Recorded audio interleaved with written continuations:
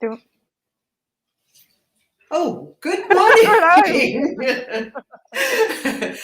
Great to have you here. Welcome to This Moment with Lisa and Caroline.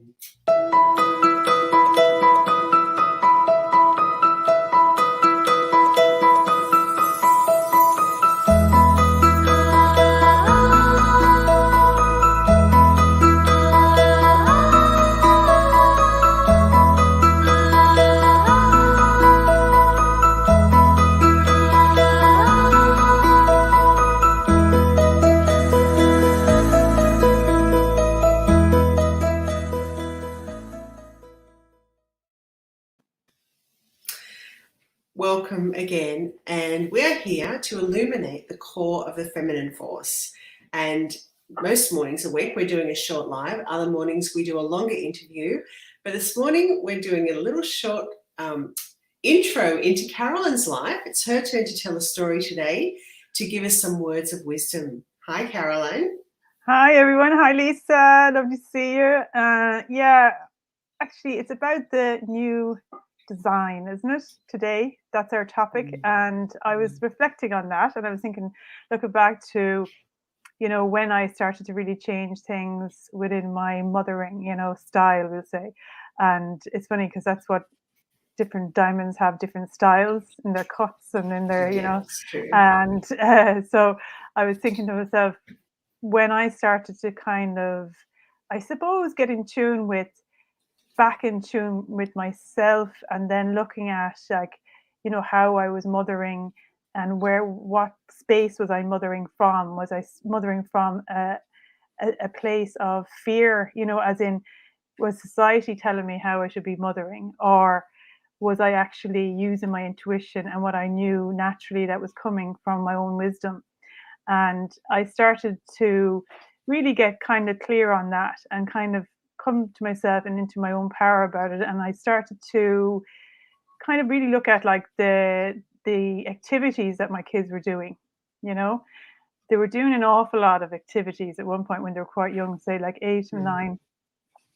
And I had realized that I had kind of known myself that I thought it was a bit much, but because you're in the wave of, like, everybody else is doing it, everyone else is bringing them to swimming, everybody else is bringing them to, like, piano lessons, everyone else is bringing them to something every day after school, then coming home and having to, get the dinner, and then make them do their homework, then get them to bed at a certain time. All this kind of stuff was going on, very regimented. And, it was kind of going against really my own personality, because I'm kind of creative, and I'm very kind of easygoing, and I very much take things as they come, and I go with the flow. And I grew up in the countryside, and I had so much freedom as a child.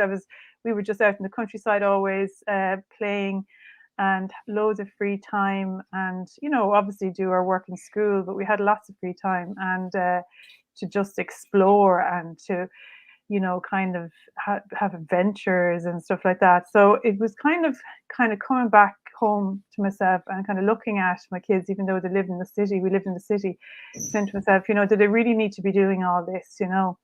And I started to cut back. I cut back about half of what they were doing. So I just kept exactly. So then I started to ask them, like, what do you enjoy? Do you really want to be doing, piano lessons? Just because I wanted to. I never did piano lessons. I would have loved to be able to play the piano, but I was actually just like, okay, Yeah. I'm gonna live there, let them live that through them, that kind of way. I know, I don't really like piano, so okay, you can drop that. Is there anything else that you really which you don't like? So it's dropping off things that, and really getting in tune with what do you actually want to do, and so we just picked two things that they really like doing each, and then one at the weekend and one during the week, and it just freed up so much more time at home, and they were more relaxed, and the whole family started to get more relaxed because we didn't have as much scheduling and running around, and they had more time to just be, just to be kids, so it kind of went against what, say, the rest of my friends were doing and things like that. But I just started to get more kind of confident in myself, and realize, like, no, this is the way I want to do it. And I didn't just talk about it or anything. I just a decision I made myself, and I stayed with it. And actually, what came from that then was they started to flower more into their own kind of interests, you know, because they had the free time to Mm. explore themselves, you know, they were kind of gravitating between different things that they kind of enjoy doing. And it was kind of like a natural thing then, their natural kind of, I suppose they had that exploration time at home after the school things where, you know, the homework was done and Mm.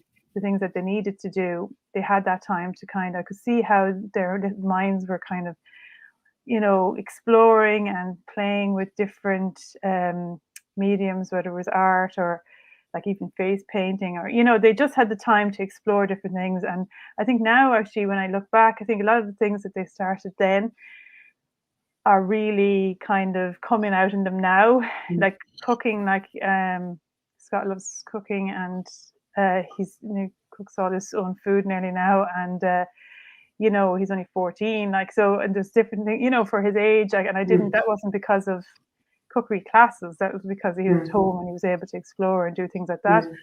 And Lauren the same, like she's into detective things and detective books and stuff she got in, you know, so that was nothing Mm. nothing that I would have thought a class Mm. wasn't going to give them. It just was something Mm. that came from their own interests, you know. Mm. So I think that's kind of what I would see in when I started to redesign how I Mm. was looking at Mm. and was getting closer to my own wisdom and allowing them, just creating a safe space for them at home that they could start to explore, and that I put less pressure on them and Mm. on the family then. And then the atmosphere was much more fun and Oh, free, yeah.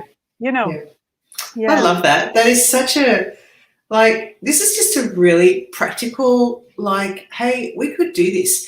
And it's so interesting because we were talking about this before. There are all these little things that sometimes we don't think to think about. Like, we just do them sort of unconsciously, don't we? Because we're Mm, like, well, that's what we should be doing. And for me, with my older kids, it was always like, oh, well, if I teach them, if they know how to play tennis, I'm a good mum. If they know how to do this, if they know how to play an instrument, you know, like, and you never actually stop to go, oh, hang on a minute, like, and yet, if you think about it, it's almost like that piece that you bought from not running them around all the time. And our emotional world needs to process. So if mm, we've got kids going from a school environment where it's pretty emotionally shutting down environment, mm, and we're racing them around all afternoon and then they go to sleep, they never have a moment just to sit. And I've observed that my emotions naturally process better when I give myself little moments. So if I go shopping, and you know, like, look what shopping centres are like, and you go shopping and you come home, and no, I used to just keep moving, but it's like now I just sit for like 20 minutes and I just let all that, like, just bring myself back emotionally, because it's quite there's so much stimulation out there, and we really aren't doing our kids any favors by shifting them around and around and around, you know. And that, and I always think to myself, and I've got two more gems to share out of what you said, actually. I always think to myself, when I'm working with a client, I wouldn't say to them, make yourself go and do this so that you've got all these skills and you're ready for, you know, like, what's going to happen next year. I would say to my client, you know what, it's really important that you find the joy of your own experience. And we talk about their passion and what they love to do, because that for them is empowering. And yet when it comes to our kids, we're like yeah. dragging them around. I was like, no, what? Joy? Purpose? What are you talking about? No. You know, it's like, Yeah. and I always think that, I think, isn't it interesting? We don't, and I know there's a lot of coaches and a lot of professionals out there, and applying what we would tell a client, or what Mm, we would support a client with to grow and feel empowered. How can we do that with our children? mm, You know, and yeah. just like those thoughts, I've been thinking a bit about that. And the other thing I just want to bring to awareness is the fact that you must have come to a place in yourself where you were trusting yourself emotionally. So there is maybe a little bit of emotional work to do to get into that place where Mm, you you've you've grown enough emotionally so that you've actually been able to sit in yourself and go, how do I feel about this? This is actually not what my intuition is saying. yeah. And that emotional education sort of is something that sometimes people need help with. But once you get to that place, it's all in us. You know, like you said, that those solutions, the best way to how we can parent is innate in us. And that awareness, starting with the awareness, like that's the takeaway that I would love our listeners to take away this morning. It's like, just start with the awareness. You know, like, what am I doing now? Is this really serving me? Is this really serving my child? And if not, how do I really feel about it? What would make me feel good in this moment? You know, and I think that awareness, don't you think? Like, it's just Yeah, starting there. If you and I want a think little thing. what you said, Lisa, is really important, because I think that work was probably happening within me, where I was looking to see, well, I was deconstructing myself, so my own life experience. So I was looking to see, like, I suppose I was kind of looking to see how was I different to everybody else, and I suppose I had gotten to a stage in my life where I realized I was a lot different to most people. You know, I Mm-hmm. was kind of curious, because I realized I had kind of tipped. It was a tipping point where I realized that, you know, I had a different way, a very different way of looking at the world. I had different way, things that were more important to me than other people. I didn't hold on to opinions. They weren't really that important to me. I was more interested in understanding things. You know, I wasn't interested, because I realized, like, that opinions are all kind of relative to somebody's life experience. So, like, I thought that was a limited way of looking at it. I always any situation. So, and then I started to look at, like, you know, overachieving and parents overachieving, and how we were taught to be overachievers in life, and that then we put that onto our kids to be overachievers from an early age. And this Mm-hmm. generation now, like our generation, we weren't really taught to be overachievers, but this generation, the kids now, were taught then to, you know, overachieve from an early age. And then I realized that was not giving them the right childhood. And I really, really, really think it's gold. The childhood, you know, that time is absolute gold. And I just thought to myself that, I just personally thought, no, that's wrong. You know, that's going to have an adverse effect, you know, later on. So I kind of, once I had realized that and deconstructed myself, that because I had been a bit of an overachiever, I was putting that on my kids. So then I realized, like, I had a lovely childhood, and that, you know, I wanted to give that back to them. So that's when I bought the cottage as well, and I wanted to bring back to nature.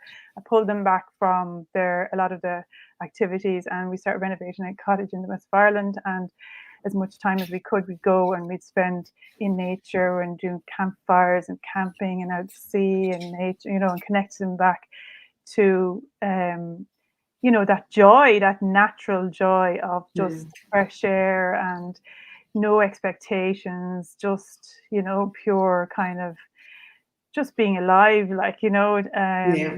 yeah, that's what, you Just know, being alive, right? yeah, Just being alive. I know yeah. we forget to do that, right? We're alive, and yet to just be alive, it's like, oh, wow. Anyway, this has been a beautiful, beautiful conversation. I just want to say, I'm going to write down what you said before. Opinions are limited to that person's experience, because I think that's a great quote. So I'm going to write that down. Okay. Thank you, Carolyn. Thank you, everyone, for listening. We have one more free webinar coming up next week. If you haven't registered, can I suggest highly that you do? They have been amazing conversations. They last for half an hour. And next week, we're talking about your unique design. When you register, you'll also be having access to the last two replays. So strongly suggest that you do, because there's some terrific gems in there. And every day we're turning up, except for one, which is tomorrow. Yes. We'll be here live. We'll be doing feminine first aid. We'll be doing the feminine force field interviews, and the webinar at the end of the week. Yeah. So keep tuned in, guys, and we're really enjoying your feedback, and any ideas that you want us to, or topics you'd like us to talk about as well. We'd be happy to as well. So if you want to leave any comments in the chat, your interaction would be brilliant. And we thank you, everybody, for all the really positive response we've been getting from all over. It's been wonderful, isn't it? Wonderful. Lisa, it's wonderful. Yeah, we're really enjoying that, and it's helping us keep going. Thank you very much, everyone. Thanks, everyone. Bye. Have a lovely weekend. Bye. Bye.